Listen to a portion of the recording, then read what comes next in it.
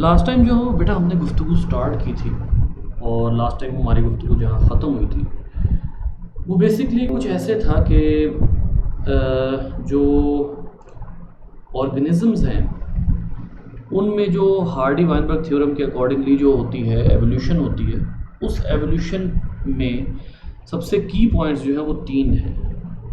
ना non random mating है, ना म्यूटेशन है। ये 2 पॉइंट्स जो हैं ये बेसिकली इनका जो इन्फ्लुएंस होता है वो इतना बहुत बड़ा नहीं होता, बल्कि जो असल में इन्फ्लुएंस होता है वो 3 तरह के फैक्टर्स हैं जो असल में किसी भी पॉपुलेशन की फ्रीक्वेंसी, एलीलिक फ्रीक्वेंसी को चेंज करने की सलाहियत रखते हैं। उनमें एक हमने पढ़ लिया था और वो क्या था, वो था नेचुरल सिलेक्शन।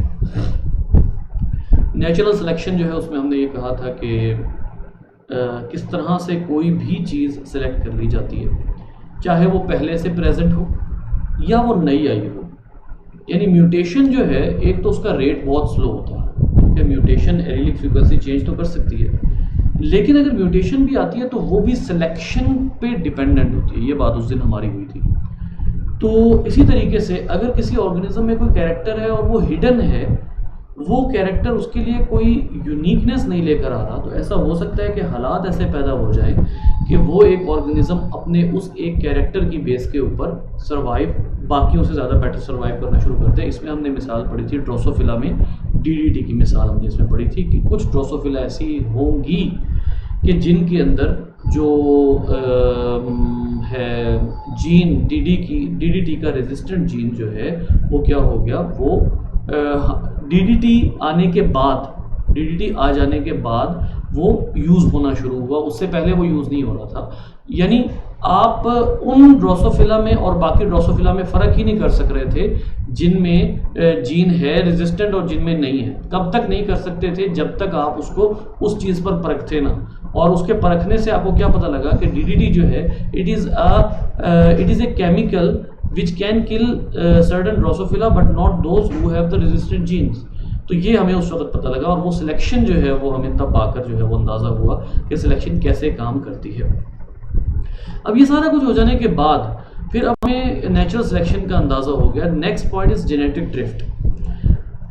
जेनेटिक ड्रिफ्ट क्या है? जेनेटिक ड्रिफ्ट एक ऐसा फिनोमिना है जिसमें कुछ पर्टिकुलर एलील्स किसी एक पॉपुलेशन से गायब हो जाते हैं, कुछ पर्टिकुलर एलील्स किसी एक पॉपुलेशन से रिमूव हो जाते हैं। उसको आप जेनेटिक ड्रिफ्ट का नाम देते हैं। फॉर एग्जांपल यहाँ पे अगर आप देखते हैं, ये बड़ी सिंपल अल्फाज में बात लिखी हुई है।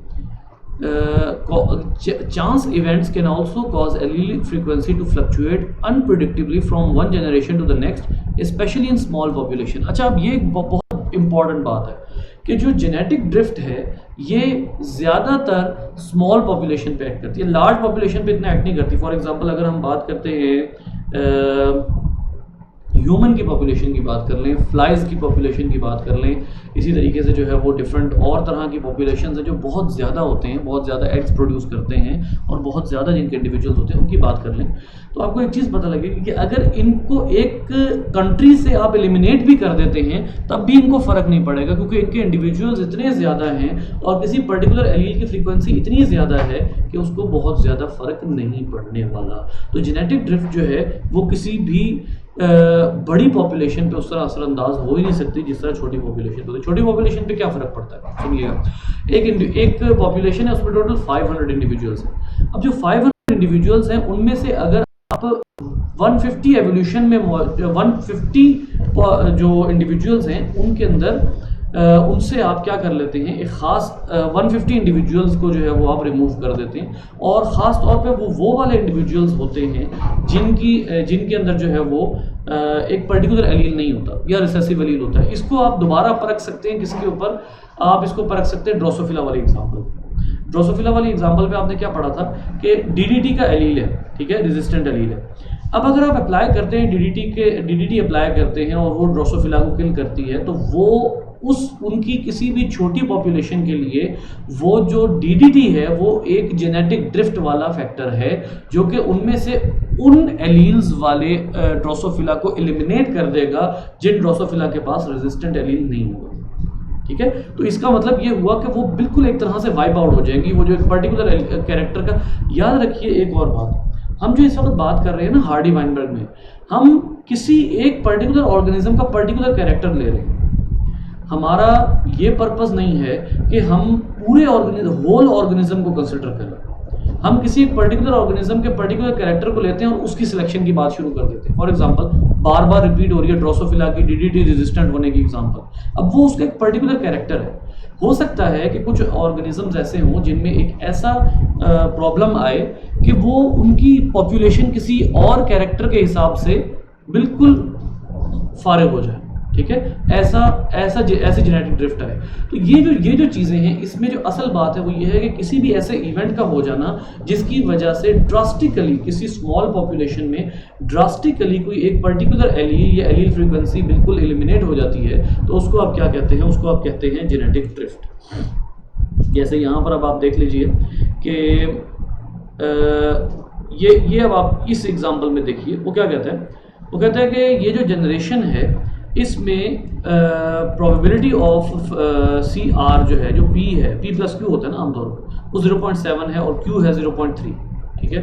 फिर एक टाइम आता है जिसमें क्या होता है कि जो पी है उसकी फ्रीक्वेंसी कम हो जाती है और ऑब्वियसली क्यू की फ्रीक्वेंसी क्या हो जाएगी? ज़्यादा हो जाएगी। फिर due to some drastic event क्या प्रॉब्लम आता है उसी एक पॉपुलेशन के अंदर कि पी की जो फ्रीक्वेंसी है वो 1.0 हो जाती है और क्यू की फ्रीक्वेंसी 0.0 हो जाती है। यानी वो जो एक पर्टिकुलर छोटी सी पॉपुलेशन मौजूद थी, उस एक पर्टिकुलर पॉपुलेशन के अंदर से एक एलील जो है वो टोटली वाइप आउट हो गया है, जिसको आप कहते हैं जेनेटिक ड्रिफ्ट।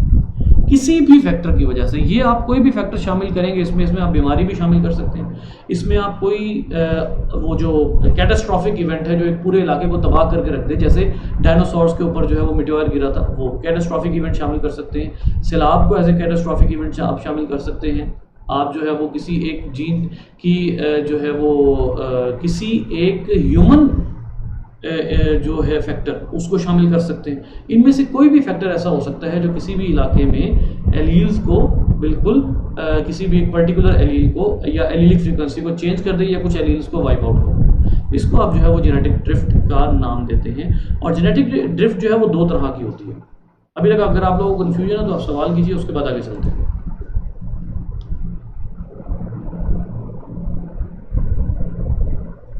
एलील की एलिमिनेशन जो होती है ये रैंडम कोशिश करें माइक के करीब होकर बोले, मुझे ना थोड़ा सा ये लैपटॉप में वॉइस का प्रॉब्लम आ रहा है। एलील की जो एलिमिनेशन होती है ये रैंडमली होती है?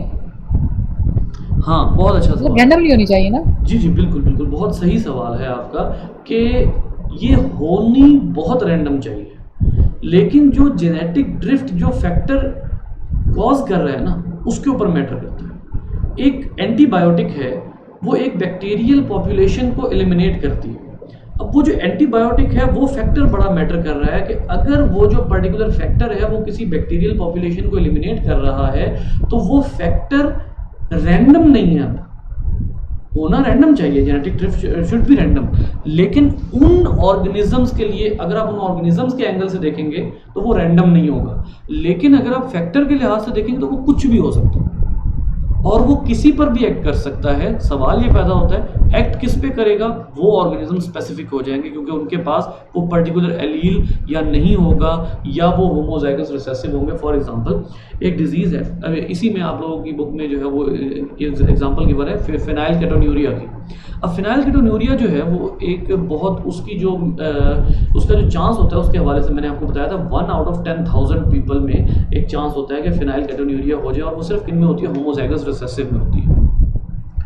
फ़र्ज़ करते हैं कि वैसे तो ये फेटल शायद ना होती हो, काफ़ी फेटल होती है वैसे क्योंकि ब्रेन को काफ़ी जो है नुकसान होता है इससे, लेकिन फ़र्ज़ करें कि ये फेटल ना हो बट इसका प्लियोट्रोपिक इफेक्ट किसी और चीज़ को नुकसान कर दे। प्लियोट्रोपिक इफेक्ट, या इसको एक और एंगल से एक और करवट से बात करते हैं। वो क्या है?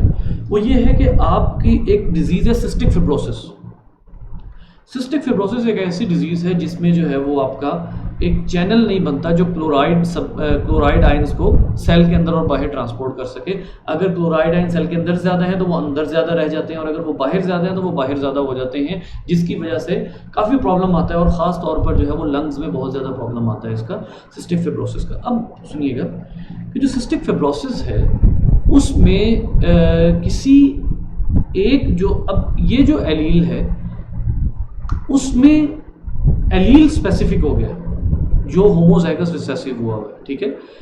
जो है उसके उस जैसे किसी एलील के ऊपर जो जेनेटिक ड्रिफ्ट का फैक्टर है वो क्या है, वो रैंडम है। उसने पूरी पॉपुलेशन में किसी को भी टारगेट कर लेना है, लेकिन टारगेट बन कौन रहा है, बन हो रहा है जिसके पास वो कॉम्बिनेशन होमोजाइगस रिसेसिव है। तो इसका मतलब ये हुआ कि इसमें कोई टारगेट किलिंग नहीं है। आपने स्नाइपिंग शुरू नहीं की हुई, और you are not using a sniper कि आपने कहना है जी इतने बंदे उड़ा दो, चलो भाई निशाना लिया उड़ा दिए, नहीं, ये ऐसा नहीं है। जो जो उस जेनेटिक ड्रिफ्ट के फेवर में होगा वो सरवाइव कर जाएगा, और जो उसके अगेंस्ट होगा वो सरवाइव नहीं करेगा। अब वो डिपेंड करता है किसके पास वो एलील मौजूद है, किसके पास वो एलील मौजूद नहीं है। जी बेटा। सर मतलब यहाँ फैक्टर की स्पेसिफिक किया जाता है कि स्पेसिफिक होते हैं फैक्टर। हाँ जी, मतलब उसमें जी एक मिनट मैं सुमेरा की बात का जवाब दे दूँ कि फैक्टर रैंडम ही होता है, लेकिन जो ऑर्गेनिज्म होते हैं वो स्पेसिफिक हो जाते हैं किसी एक एलील की वजह से, किसी एक जीनोटाइप की वजह से। जी समझिए। सर मैंने कहा ये फैक्टर मतलब बाइंडिंग होती है स्पेसिफिक होती है, जैसे कि लिगेंड बाइंडिंग रिसेप्टर होते हैं स्पेसिफिक होता है बाइंडिंग की।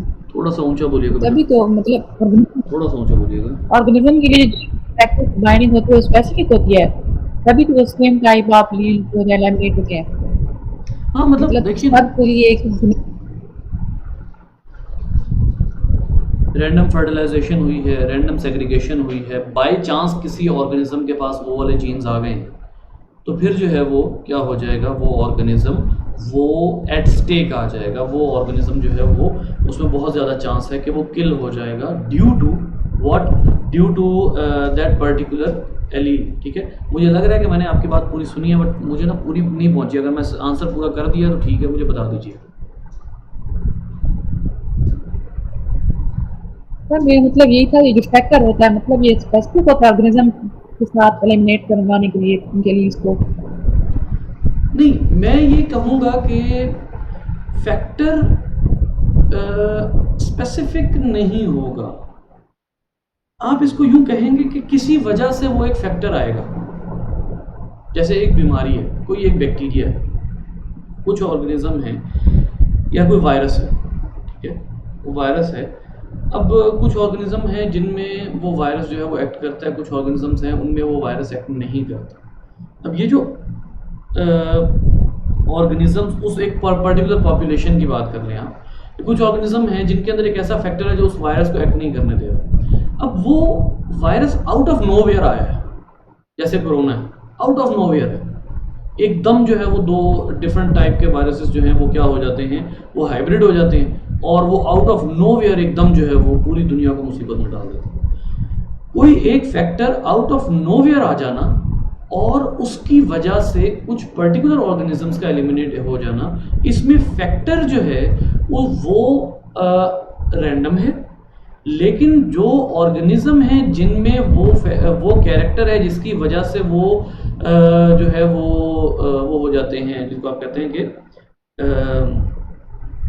ससेप्टेबल हो जाते हैं, जो मर सकते हैं, वो ऑर्गेनिज्म स्पेसिफिक हो जाते हैं। इस बात को सिंपली इस तरह पुट कर लीजिए, सारे ऑर्गेनिज्म को वो फैक्टर ऐसा नहीं होता जो सारी पॉपुलेशन को उड़ा देगा, लेकिन वो फैक्टर सिर्फ उनके लिए स्पेसिफिक हो जाता है जिनके अंदर वो जीनोटाइप होते हैं। मैं बेसिकली पता क्या करना चाह रहा हूँ, मैं जो आपकी बात का जवाब देना चाह रहा हूँ, मैं दो चीज़ों को बिल्कुल सेपरेट रख के 2 + 2 4 वाली बात करना चाह रहा हूँ। यानी एक चीज़ है कि जिसमें आप कहते हैं कि फैक्टर, अगर आप एवोल्यूशनरी थ्योरी और साइंस के हिसाब से बात करेंगे तो जो जेनेटिक ड्रिफ्ट का फैक्टर होगा वो कभी भी स्पेसिफिक नहीं होता, वो किसी की वजह से नहीं आता, वो कोई भी आउट ऑफ नोवेयर कुछ भी आ सकता है। लेकिन जो ऑर्गेनिज्म होते हैं वो स्पेसिफिक हो जाते हैं, क्योंकि उनके अंदर वो वाली जीनोटाइप नहीं होती, उनके अंदर वो वाली एलीलिक फ्रीक्वेंसी नहीं होती, या होती है और लीथल होती है। ठीक है, तो ये जो चीज़ें हैं, ये मैं बेसिकली दोनों चीज़ों को सेपरेट रखना चाह रहा हूँ। नेचर की फोर्स आउट ऑफ नोवेयर आ सकती है, वो किसके लिए पर्टिकुलर हो जाएगी, वो डिपेंड करता है रैंडमाइजेशन पे कि एलीलिक फ्रीक्वेंसी किस में एलील कौन से हैं, किस में एलील कौन से।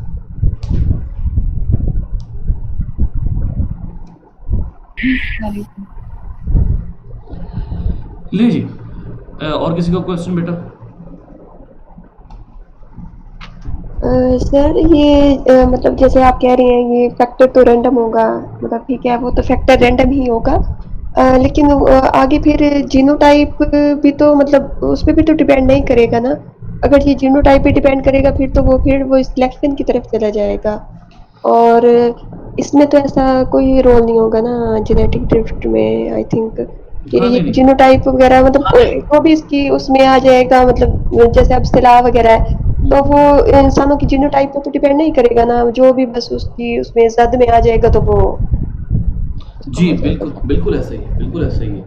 इसमें ना थोड़ा सा आप सिलेक्शन का मसाला भी डालते हैं। सिलेक्शन का मसाला आपको बहरहाल डालना पड़ता है, क्योंकि किसी एक कैरेक्टर की वजह से, वंस अगेन बात कीजिए ड्रोसोफिला और डीडीटी वाले एग्जाम्पल। अब यहाँ पर अगर किसी एक कैरेक्टर की वजह से एक पॉपुलेशन में से कुछ एक बड़ी तादाद वाइप आउट हो जाती है ना, तो ऐसे मौके पे फिर क्या होगा कि वो जो छोटी सी पॉपुलेशन बाकी रह जाएगी, पहले ही थोड़े थे 500 थे, उसमें से 250 किलो हो जाते हैं, बाकी थोड़े से रह गए। अब यहाँ पर क्या है कि वो, इसमें कोई शक नहीं है कि उनका कैरेक्टर सेलेक्ट हुआ है, लेकिन जो एलीलिक फ्रीक्वेंसी है वो भी उस पॉपुलेशन की चेंज हो गई। तो इसका मतलब ये है कि यहाँ थोड़ा सा तड़का आपको सिलेक्शन का बहरहाल। हाँ, दूसरी बात पे आइए।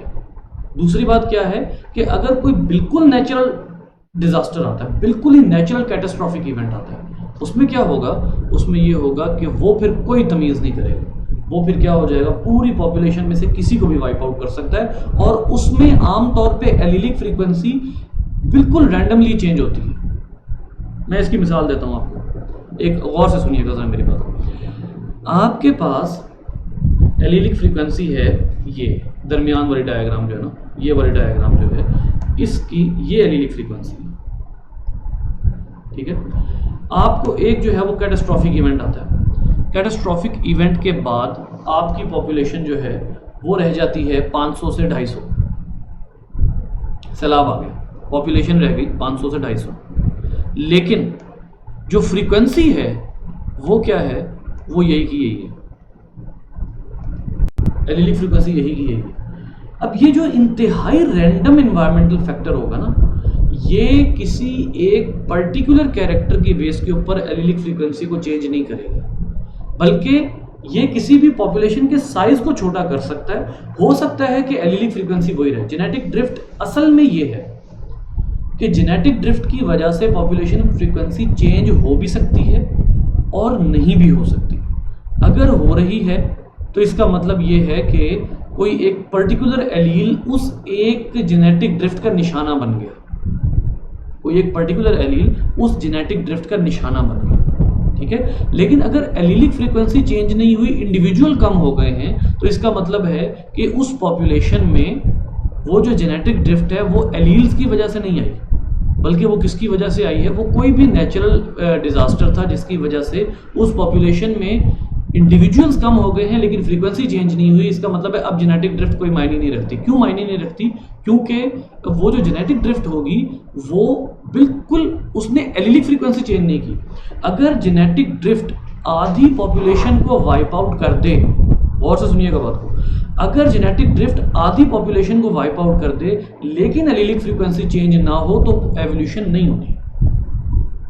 उस एक पर्टिकुलर कैरेक्टर की बात हो रही है, पर्टिकुलर कैरेक्टर की बात हो रही है, बाकियों की बात नहीं हो रही। उस पर्टिकुलर कैरेक्टर के हिसाब से एवोल्यूशन नहीं होगी। इसका मतलब है कि जेनेटिक ड्रिफ्ट में भी कहीं ना कहीं सिलेक्शन वाला तड़का लगेगा।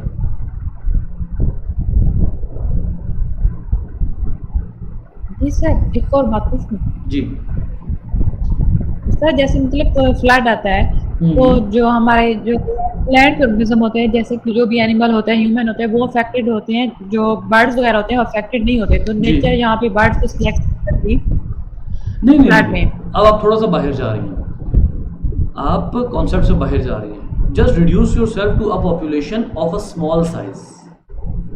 आपने एक तो रहना सिंगल स्पीशीज पर है, सिंगल स्पीशीज यानी पॉपुलेशन पे जाहिर है, दूसरा स्मॉल साइज पर रहना है। हम बड़ी महदूद पैराए में बात कर रहे हैं यहाँ पे, हम बहुत ह्यूज पॉपुलेशन की बात इसलिए नहीं कर रहे क्योंकि जेनेटिक ड्रिफ्ट अप्लाई ही स्मॉल पॉपुलेशन पे होती है। और दूसरा, हम दो डिफरेंट स्पीशीज को तो कंपेयर कर नहीं सकते। जैसे फ्लड आता है, फ्लड आया, फ्लड ने आकर जो है वो आपके इलाके की जो गाय भैंसें हैं उनको खासा नुकसान पहुंचाया, और वो गाय भैंसें जो है वो वहाँ से एलिमिनेट हो गई, या दे हैड टू माइग्रेट और दे आर किल्ड, ठीक है, खत्म हो गई, डेड हो गई।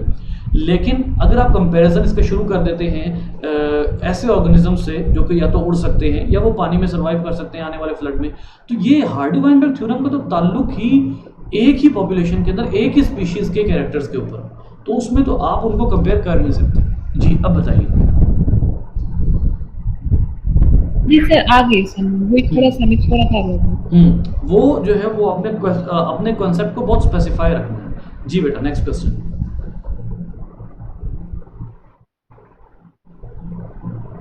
अच्छा, अब यहाँ पे मैं जो है ना सुमेरा का जो सवाल है ना उसके हवाले से थोड़ा सा बात को बढ़ाऊंगा आगे, क्योंकि ये जो सवाल है ये बड़ा मज़े का सवाल था। और इसमें ये देखिए ज़रा, ये वो चीज़ है जो कि मैं अभी थोड़ी देर पहले बात कर रहा था। Natural selection is the only mechanism that consistently causes adaptive evolution. यानी आप कुछ भी कर लें, जो आखिरी चीज़ है ना एवोल्यूशन की, वो नेचुरल सिलेक्शन। मैंने आपको अभी कुछ दिन पहले कहा था कि natural selection is any phenomena of the nature which is either selecting और रिजेक्टिंग अ पर्टिकुलर जीनोटाइप और फिनोटाइप। ये कुछ दिन पहले की बात है।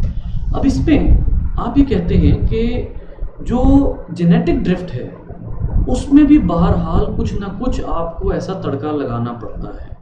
मैं अपनी बात दोबारा कर देता हूँ। मैंने आपको कहा था कि अगर आप बिल्कुल रैंडम जेनेटिक ड्रिफ्ट लेकर आते हैं तो इस बात का चांस है कि जो एलीलिक फ्रीक्वेंसी है वो क्या हो जाए, एलीलिक फ्रीक्वेंसी सेम रहे, इंडिविजुअल कम हो जाए, तो एवोल्यूशन तो ना हुई। एवोल्यूशन तब होती है जब किसी डिजास्टर की वजह से कोई एक एलील जो है वो किसी भी पॉपुलेशन में से वाइप आउट हो जाता है। कोई एक एलीलिक फ्रीक्वेंसी या इतनी चेंज हो जाती है कि वो एलील वाइप आउट हो जाता है। मिसाल इसकी यूँ है, एक जगह पर जो है वो कुछ ऐसे जो हैं वो लोग रह रहे हैं कि जिनमें वाइट पीपल भी हैं और ब्लैक पीपल भी हैं। जो वाइट हैं और ब्लैक हैं उनमें जो कम तादाद है, फॉर एग्जांपल वो वाइट वालों की, किसी वजह से कोई एक ऐसा इवेंट आता है कि वाइट वाले ये सारे गायब हो जाते हैं, ख़त्म हो जाते हैं, या वो उस पॉपुलेशन से कट ऑफ हो जाते हैं। अगर वो कट ऑफ हो जाते हैं, ये भी जेनेटिक ड्रिफ्ट है, क्योंकि उस एक पर्टिकुलर एलील की फ्रीक्वेंसी चेंज हो गई। अब उनका कट ऑफ हो जाना या उनका मर जाना, इससे जेनेटिक ड्रिफ्ट को गर्ज नहीं है। जेनेटिक ड्रिफ्ट को गर्ज ये है कि किसी भी इवेंट की वजह से किसी एलील फ्रीक्वेंसी को चेंज कर दिया जाएगा। ठीक है, बेसिकली ये जो है वो जेनेटिक ड्रिफ्ट है। जी सर, ये वही हुआ ना जो सिम्पेट्रिक पेरीपेट्रिक जो आइसोलेशन है सर, उसमें वो भी जो तो यही सेम स्पेसिएशन की होता आप है ना, बात कर रही हैं, जेनेटिक। जी सर, वो हाँ। भी तो ऐसे जेनेटिक ड्रिफ्ट की वजह से ही होते हैं। उसके पीछे एक रीज़न ये है, कोई शक नहीं है, एक रीज़न उसके पीछे ये है। लेकिन सिम्पैट्रिक या एलोपैट्रिक या पेरीपैट्रिक स्पेसिएशन जो है, इसमें वो वाली टाइप जिसमें कोई से दो ऑर्गेनिज्म बैरियर्स की वजह से ना मिल सकते हो, उसमें ज़रूरी नहीं है कि एक ही पॉपुलेशन टूटी हो। उसमें हो सकता है कि पॉपुलेशन उस एरिया में डिवाइडेड ही इस तरह हो, वो इस तरह डिवाइड हुई भी हो कि वो दो पॉपुलेशन क्लोज ना आ सके। ठीक है, तो वो फिर ज्योग्राफिकल बैरियर्स होंगे। उसमें ज़रूरी नहीं है कि जेनेटिक ड्रिफ्ट ही हुई हो। हाँ, ये फैक्टर हो सकता है। सर, पेरीपेट्रिक में जेनेटिक ड्रिफ्ट यूज होता है सर। पेरीपेट्रिक में वो तो बस फिर- होते एक ही बस एरिया फिर में। इसका मतलब ये है कि मेरे जहन में जो आ रहा है वो सिम्पैट्रिक और एलोपैट्रिक है, पेरीपैट्रिक मेरे जहन में नहीं आ रहा। अगर इसके पीछे है ही यही, तो इसका मतलब ये है कि ये बात तो साबित हो गई ना कि जो पेरीपैट्रिक है, क्योंकि मेरे जहन में ना एक्चुअली पेरीपैट्रिक की डेफिनेशन नहीं आ रही। जो सर, पेरीपेट्रिक जी की बोलिए। सर पेरीपेट्रिक वो है जिसमें एरिया सेम है, लेकिन कुछ केमिकल चेंजेस की वजह से कुछ इंसेक्ट लाइक हम बोले किसी जगह पे स्नेल्स रह रहे हैं, लेकिन उनके पास भी गार्बेज है, तो उन गार्बेज में रह रहे हैं जो स्नेल्स, और गार्बेज के साइड में रह रहे हैं। गार्बेज की वजह से उनके अंदर जो चेंजिंग आई है केमिकल की वजह से, तो वो उनसे थोड़ा डिफरेंट हो। तो सर वो भी तो अब केमिकल डिफरेंट, तो ये एक फैक्टर हुआ ना, जिसकी वजह से इसने जेनेटिक ड्रिफ्ट काज किया है और वो अलग हो गए, आइसोलेट हो गए उनसे। मैं वैसे इसको सिर्फ जेनेटिक ड्रिफ्ट नहीं कहूँगा, मैं इसको एक दफ़ा मुझे लेट मी री रीड दिस, क्योंकि बहुत सी डेफिनेशन जहन से जो है वो गायब हो जाती हैं। लेट मी री रीड दिस। मैं इसको सिर्फ जेनेटिक ड्रिफ्ट नहीं कह सकता, क्योंकि किसी भी एक जगह पर अगर आप स्नेल की बात पे आ रही हैं, तो स्नेल के लिए तो छोटी से छोटी चीज़ भी जियोग्राफिकल बैरियर है। तो मैं इसको री रीड करूँगा, फिर आपको ये बताऊँगा कि ये जेनेटिक ड्रिफ्ट ही है या उसके अलावा भी कोई चीज़ पॉसिबल है। ठीक है, ठीक है सर। जी, और कोई सवाल?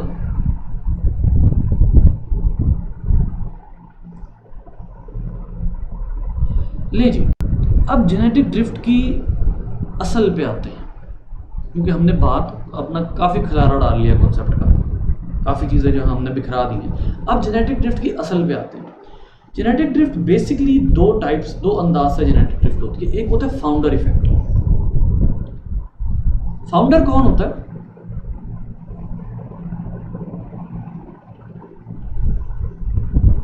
बनाने वाला जो किसी भी जगह को दरियाफ्त करता है, इजाद करता है, उसको हम बानी भी कह सकते हैं, उसको हम मुअज्जिद भी कह सकते हैं, उसको हम कोई भी नाम दे सकते हैं।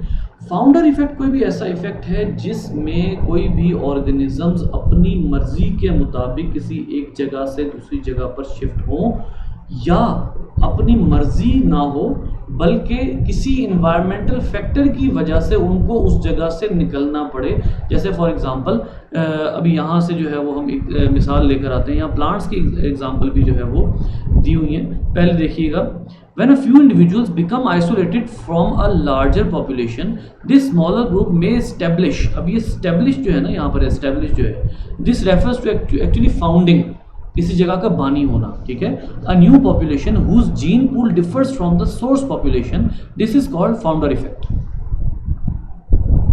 अब हो सकता है ये वो मिसाल थी जो मैं आपको कहना चाह रहा था।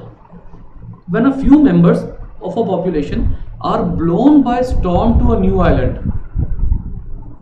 किसी एक नए जजीरे पर पहुंच जाए और वहां सरवाइव कर जाए, तो अब वो एक तो अपनी पिछली पॉपुलेशन की एलीलिक फ्रीक्वेंसी चेंज कर बैठे हैं। चलिए फर्ज किया उन्होंने पिछली पॉपुलेशन की एलीलिक फ्रीक्वेंसी नहीं भी चेंज की ना, क्योंकि पिछली पॉपुलेशन लार्ज थी। ये भी उसने पहले बात की है कि जब कुछ ऑर्गेनिज्म अपनी किसी लार्ज पॉपुलेशन से सेपरेट होकर किसी जगह पर चले जाते हैं, फर्ज कर ले पिछली पॉपुलेशन लार्ज है, उनको एलीलिक फ्रीक्वेंसी को इतना फर्क नहीं पड़ेगा, लेकिन जो छोटा ग्रुप होगा ना उसको फर्क पड़ेगा। और क्योंकि उसकी एलीलिक फ्रीक्वेंसी को फर्क पड़ रहा है इससे, लिहाजा आप क्या कहते हैं कि it is a founder effect. यानी उन्होंने एक जगह पर जाकर कहीं पे एक चीज़ एक अपनी ही जगह बना ली है, एक अपनी जगह इजाद कर ली है, एक जगह के वो खुद बानी बन गए हैं, तो इसको आप कहते हैं फाउंडर इफेक्ट। ठीक है, यहाँ पर आप देखिए कि chance events alter allelic frequency. ठीक है, ये तो रैंडम सी बातें। यहाँ इन्होंने एक मिसाल दी हुई है। जो मिसाल है वो एक ग्रुप की है जो अलहदा हुआ किस टाइम, जंग अजीम दोम में। ये देखिए यहाँ लिखा हुआ, सॉरी 1814, ये तो खैर बहुत पुरानी जंग है। 15 British colonist found a settlement on Tristan da Cunha, a group of small islands in Atlantic ocean.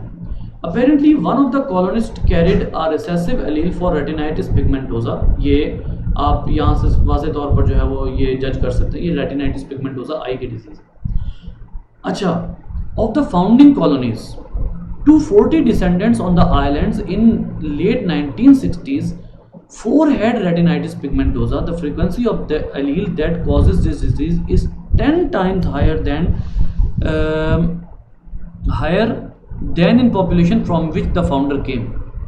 मुझे उम्मीद है आप लोगों में से बहुत से को ये बात पे पहुंच गई होगी, लेकिन इस पूरी मिसाल को मैं दोबारा बता दूंगा। कुछ लोग अपने मेन लैंड से, ये ह्यूमंस की बात हो रही है, मेन लैंड से सेपरेट होके एक और एरिया में, एक आइलैंड में आकर रहना शुरू होते हैं। 15 कॉलोनिस्ट हैं। अब ये कॉलोनिस्ट असल में ब्रिटिश की कोई जो है वो एक अपनी टर्म है, ये अलहदा होते हैं और ये अलहदा होके कुछ अपनी फैमिलीज़ के साथ ये वहाँ चले जाते हैं, एक और एरिया में जाते हैं।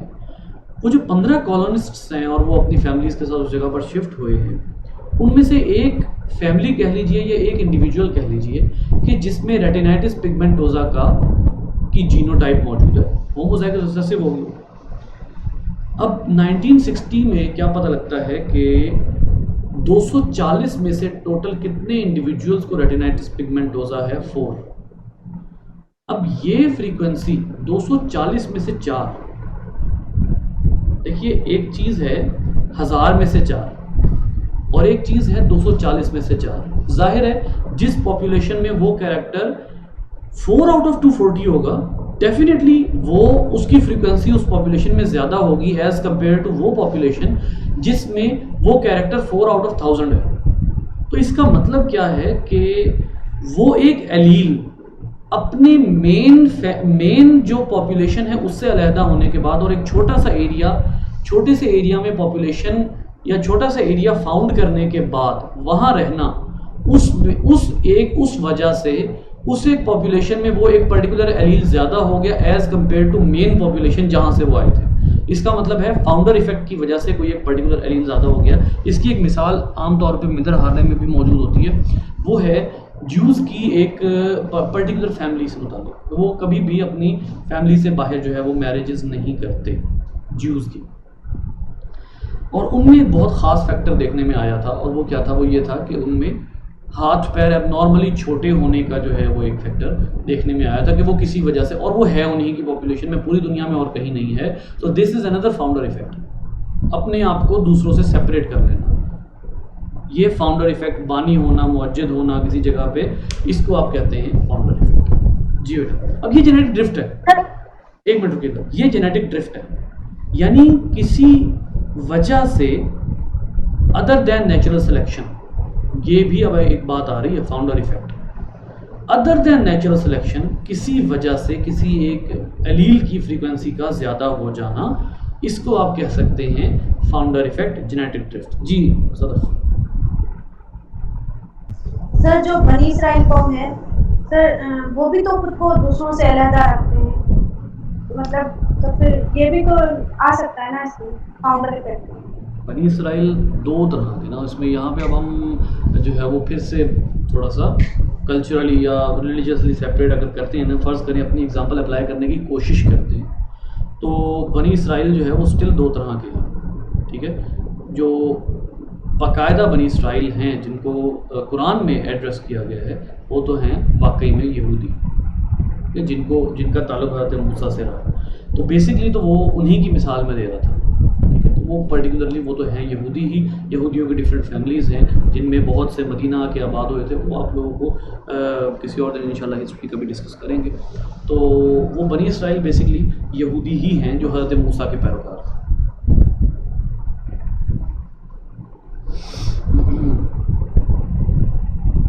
जी कोई सवाल, कोई प्रॉब्लम?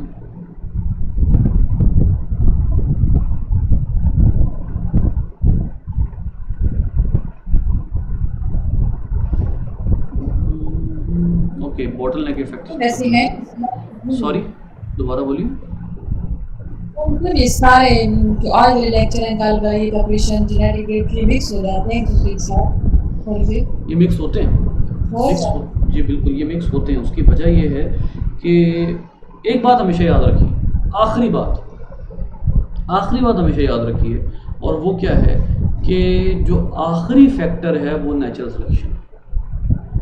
कुछ चीज़ें जो छोटी छोटी पॉपुलेशन के ऊपर इफेक्ट कर सकती हैं ना, वो हार्डी वाइनबर्ग ने बता दी, ठीक है, ओके फाइन, नो प्रॉब्लम।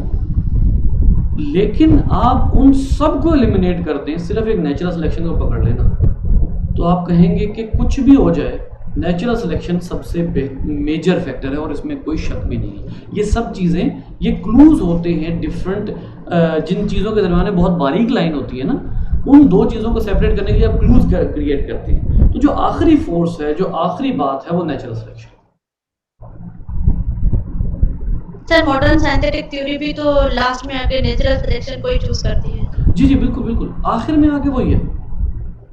ये जो चीज़ें हैं इनमें किसी भी एक पॉपुलेशन के अंदर एवोल्यूशन आना वो और बात है। स्पीशिएशन के कुछ, जैसे आप यूँ कह लें कि अभी बात हुई थी ना, सिम्पैट्रिक स्पीशिएशन है, एलोपैट्रिक है, ये सारे स्पीशिएशन के कुछ जो हैं वो कंट्रीब्यूटिंग फैक्टर में जेनेटिक ड्रिफ्ट आ जाता है। स्पीशिएशन के कंट्रीब्यूटिंग फैक्टर में जीन फ्लो आ जाता है, ठीक है। अब जीन फ्लो जो है उसमें भी पीछे नेचुरल सिलेक्शन कार फरमा है, वो कैसे है वो भी इंशाल्लाह डिस्कस करूँगा। तो यानी इसका मतलब ये हुआ कि इनमें से कोई एक भी इफेक्ट ऐसा नहीं है जो नेचुरल सिलेक्शन से खाली हो। हार्डी-वाइनबर्ग लॉ मैंने अभी कुछ दिन पहले भी जिक्र किया था कि ये लॉ सिर्फ और सिर्फ अपने मैथमेटिकल एक्सप्रेशन की वजह से बन गया, लेकिन एक्चुअली जब आप बात करते हैं ना तो आप इन तमाम फैक्टर्स को निकाल के इस एक हार्डी-वाइनबर्ग लॉ में फ्लक्चुएशन का जिम्मेदार सिर्फ नेचुरल सिलेक्शन को भी करार दे देंगे तो काफ़ी हो जाएगा। तो इसलिए इस हवाले से जो मिक्सिंग है वो मैं अब आपको इसकी एक और मिसाल देता हूँ। नेचुरल सिलेक्शन तो आप लोगों को समझ आ गई होगी, DDT वाली मिसाल जो है जेनेटिक ड्रिफ्ट की वजह से, जेनेटिक ड्रिफ्ट कह रहा हूँ, जेनेटिक मेकअप की वजह से नेचुरल सिलेक्शन में, ठीक है। जेनेटिक ड्रिफ्ट को अगर आपने याद रखना है ना तो उसमें आप एक बात ज़हन में रखिए, टोटल वो क्या है, किसी एक पॉपुलेशन के टुकड़े हो जाना, किसी भी एक जीन पूल के टुकड़े हो जाना। जीन पूल क्या है, किसी भी पूरी पॉपुलेशन का जितना जेनेटिक मेकअप है वो जीन पूल है। आप क्या करते हैं, आपके पास एक डब्बा है जिसमें आपके पास दो तरह के बॉल्स हैं, येलो और रेड। आप येलो बॉल्स को एक डब्बे में रखते हैं और रेड बॉल्स को सेपरेट कर देते हैं, ये जेनेटिक ड्रिफ्ट है, ठीक है। यानी किसी भी जगह पर जीन पूल का किसी एक स्पेसिफिक लिहाज से, अब ये चांस इवेंट है। अभी उन्होंने स्टार्ट में, मैं असल में यही देख रहा था दोबारा से कि आप लोगों को दिखाऊं कि जेनेटिक ड्रिफ्ट की इवन डेफिनेशन में ही क्या लिखा हुआ है, the chance events can also cause allelic frequency to fluctuate unpredictably. यानी हो सकता है कि वो एलीलिक फ्रीक्वेंसी ऐसे चेंज करें कि उसका कोई फ़र्क ही ना पड़े, वो इंडिविजुअल स्केल करें, एलीलिक फ्रीक्वेंसी ना चेंज हो। थोड़ी देर पहले मैं आपको बता रहा था। और ऐसा भी हो जाए कि वो, जिस तरह हमने येलो बॉल्स अलग डब्बे में रख दी, रेड बॉल्स अलग डब्बे में रख दी, ये जेनेटिक ड्रिफ्ट है। आपने जीन पूल को टोटली क्लीव कर दिया, इधर का इधर, इधर का इधर।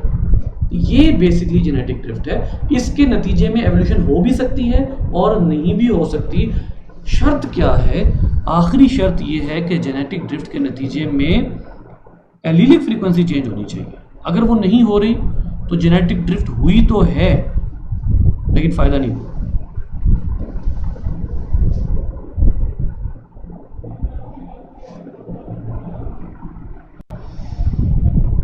जी समीना,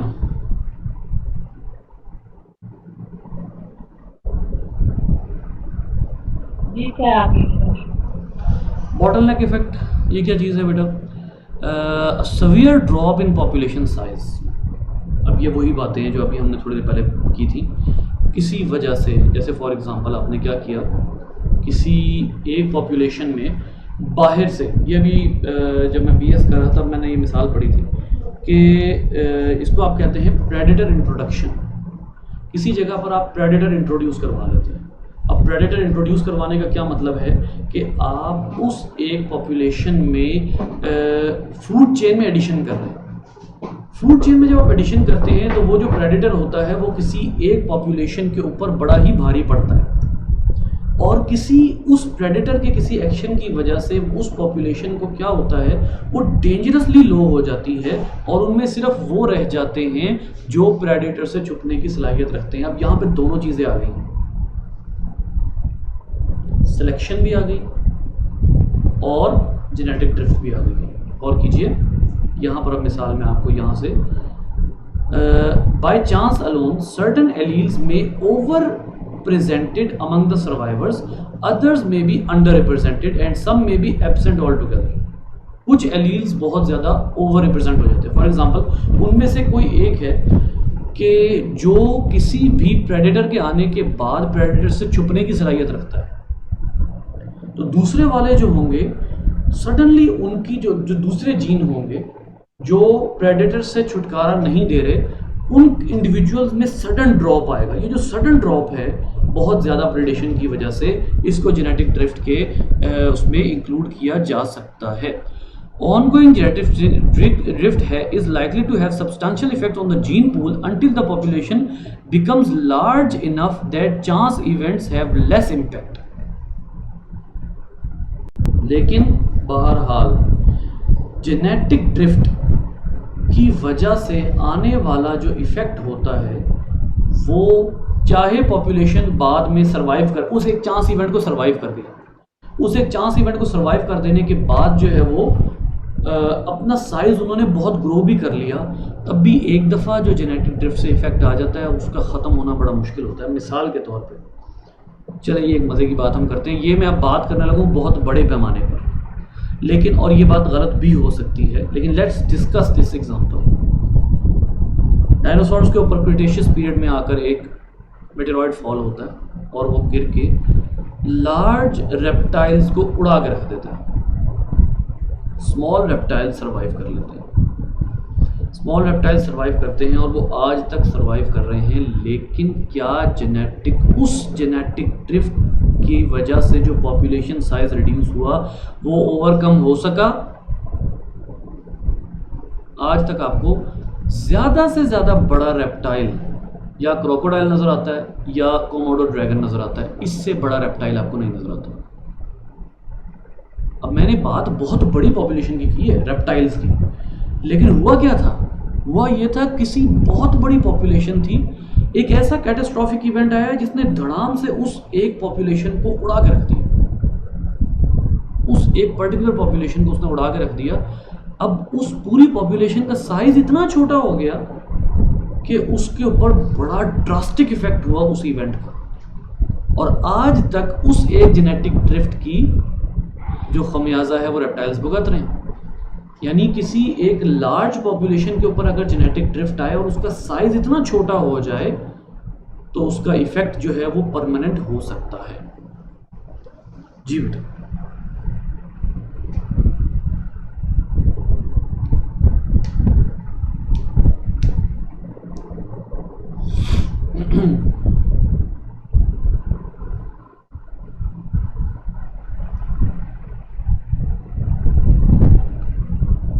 ये देखिए बॉटल नेक इफेक्ट जो है ये जिसको आप कहते हैं कि ये बॉटल है ओरिजिनल पॉपुलेशन, उसमें से कुछ ही बच सके, बाकी मर गए।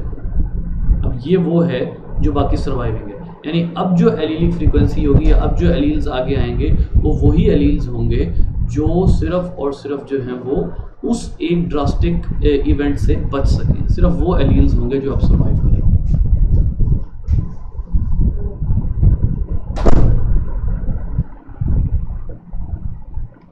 जी बेटा।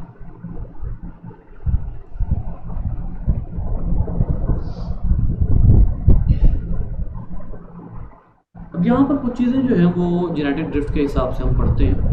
जैसे for example genetic drift can cause allele frequencies to change at randomly change होती हैं जेनेटिक ड्रिफ्ट की वजह से, ठीक है। हो भी सकती हैं और नहीं भी हो सकती हैं, जो थोड़ी देर पहले मैंने आपको कहा। एन एलील में increase in frequency in 1 year, फिर अगले साल एक और जेनेटिक ड्रिफ्ट आती है तो वो एलील अगले साल क्या हो जाता है, वो फिर से डिक्रीज हो जाता है। फिर एक और जेनेटिक ड्रिफ्ट आती है तो एक पर्टिकुलर एलील फिर इंक्रीज हो जाता है, फिर एक और जेनेटिक ड्रिफ्ट आती है तो वो डिक्रीज हो जाता है। तो ये बड़ी अनप्रिडिक्टेबल सी होती है जेनेटिक ड्रिफ्ट। उसके अलावा genetic can lead to a loss of genetic variation within a population, क्योंकि अभी हमने थोड़ी देर पहले कहा कि चाहे वो फाउंडर इफेक्ट हो चाहे वो बॉटल नेक इफेक्ट हो, लेकिन जो वैरायटी होती है ना उसमें रिडक्शन आ जाती है। जैसे फॉर एग्जांपल 15 फैमिलीज़ वाली एग्जांपल जो थी फाउंडर इफेक्ट जो था, उसमें जो वेरिएशन जिस बड़े पैमाने पर आ सकती थी उस बड़े पैमाने पर वेरिएशन नहीं आ सकी, बल्कि जो वेरिएशन है वो काफ़ी क्या होगी, रिड्यूस हो गई। तो जेनेटिक ड्रिफ्ट की वजह से एक प्रॉब्लम होती है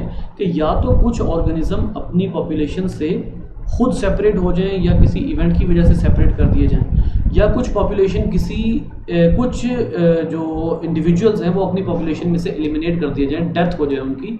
दोनों केसेस में, यानी फाउंडर इफेक्ट में भी बॉटल नेक में भी, जो जेनेटिक ड्रिफ्ट होती है उसकी वजह से वेरिएशन पे बहुत ज़्यादा असर आता है। जो रिप्रोडक्टिव एज के ऑर्गेनिज्म है वो रिड्यूस हो जाते हैं, अब रिप्रोडक्टिव एज के ऑर्गेनिज्म रिड्यूस हो जाएंगे तो सिर्फ वही रिप्रोड्यूस कर सकेंगे जिनकी रिप्रोडक्टिव एज होगी, और उनके अंदर जो कैरेक्टर होंगे बस वही अगली नस्लों में जाएंगे। यानी कि रिप्रोडक्टिव जो वैरायटी थी आपके पास, वैरायटी के लिए जो आपके पास ऑर्गेनिज्म थे वो कम हो गए, इसकी वजह से प्रॉब्लम आता है। तीसरी चीज़, दूसरी मैंने डिस्कस कर ली, पहली क्या है, स्मॉल पॉपुलेशन में ज़्यादा इफेक्ट होता है।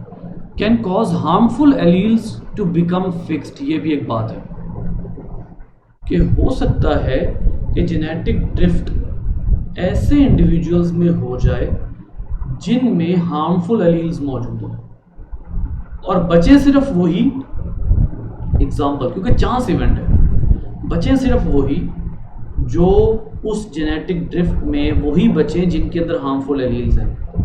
इसका मतलब क्या होगा कि रहती दुनिया तक वो हार्मफुल एलील्स उस फैमिली को, उस पॉपुलेशन को तंग करेंगे। इसकी मिसाल रेटिनाइटिस पिगमेंटोसा भी जो है वो हो सकती है कि अगर उन जो 240 इंडिविजुअल्स थे, उन 240 के 240 में रेटिनाइटिस पिगमेंटोसा हो जाती तो वो एक ऐसा कैरेक्टर था जो उस पॉपुलेशन में परमानेंट हो सकता था। यानी ऐसा हो सकता था कि उस पॉपुलेशन में सारे ऑर्गेनिज्म, जितने ऑर्गेनिज्म हैं, वो रिप्रोडक्टिव एज को भी पहुँचे, रिप्रोडक्शन कर भी लें, आगे ऑफस्प्रिंग भी प्रोड्यूस कर लें, लेकिन उनके हर ऑफस्प्रिंग में वो एक पर्टिकुलर प्रॉब्लम हो, कौन सा वाला, जो लीथल एलील्स या जो लीथल एलील्स की वजह से जो है वो कॉज हो रहा है।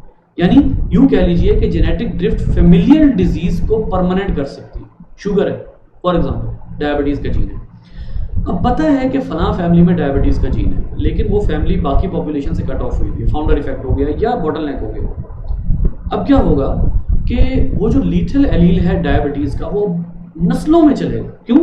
क्योंकि वो उनकी नॉन रैंडम मेटिंग हो गई है, एक तरह से उनकी मीटिंग नॉन रैंडम हो गई है, रैंडम नहीं रही, नॉन रैंडम हो गई है। अब वो जो इंडिविजुअल्स बचे हैं जिनको डायबिटीज़ फैमिली में रन कर रही है, वो तमाम इंडिविजुअल्स क्या हो गए हैं, अब वो जब भी अपनी नस्ल आगे बढ़ाएंगे तो उनके अंदर क्या आ जाएगा, उनके अंदर वो डायबिटीज़ का एलील जो है वो परमानेंट हो जाएगा, और उसकी परमानेंसी की वजह से वो लीथल एलील उस पॉपुलेशन में फिक्स हो जाएगा। बेटा ये लास्ट बात समझ आइए।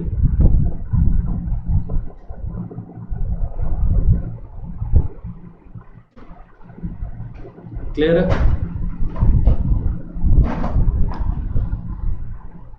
इसकी मिसाल हम इस तरह से भी कह सकते हैं कि genetically myocardial infarction, heart attack जो है वो किसी भी पॉपुलेशन के, किसी भी छोटी सी पॉपुलेशन के जीन्स में मौजूद है हार्ट अटैक। अब वो पॉपुलेशन जो है वो नॉन रैंडम मीटिंग करती है, और नॉन रैंडम मीटिंग या जेनेटिक ड्रिफ्ट की वजह से वही इंडिविजुअल्स रह जाते हैं जो सिर्फ और सिर्फ जिनके अंदर वो लीथल एलील मौजूद है। अब वो लीथल एलील एक परमानेंसी इख्तियार कर लेगा उस पॉपुलेशन, वो लीथल एलील उस पॉपुलेशन के अंदर परमानेंट हो जाएगा। तो जेनेटिक ड्रिफ्ट की वजह से ये भी हो सकता है। जी बच्चों।